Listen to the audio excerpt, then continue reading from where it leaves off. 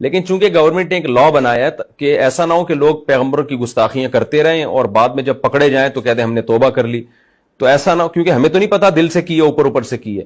تو اس لیے جو گورنمنٹ لا ہے وہ یہی ہے کہ اگر کوئی شخص کھلے لفظوں میں پیغمبر صلی اللہ علیہ وسلم کی گستاخی کرے گا تو وہ توبہ اگر کرتا ہے تو اللہ تو دل کے حالات جانتا ہے، لیکن گورنمنٹ پھر پابند ہوگی کہ اس کو سزا دے تاکہ یہ گستاخیوں کا دروازہ بند ہو جائے.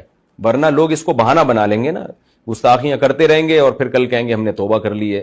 پھر کوئی بدتمیزی کرے گا، کل کہے گا ہم نے توبہ کر لی ہے. لیکن چونکہ گورنمنٹ نے ایک لا بنایا ہے کہ ایسا نہ ہو کہ لوگ پیغمبروں کی گستاخیاں کرتے رہیں اور بعد میں جب پکڑے جائیں تو کہتے ہیں ہم نے توبہ کر لی. تو ایسا نہ ہو، کیونکہ ہمیں تو نہیں پتا دل سے کی ہے اوپر اوپر سے کی ہے.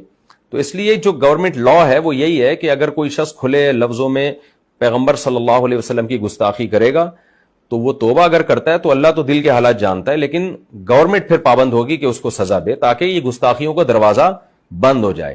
ورنہ لوگ اس کو بہانہ بنا لیں گے نا، گستاخیاں کرتے رہیں گے اور پھر کل کہیں گے ہم نے توبہ کر لی ہے.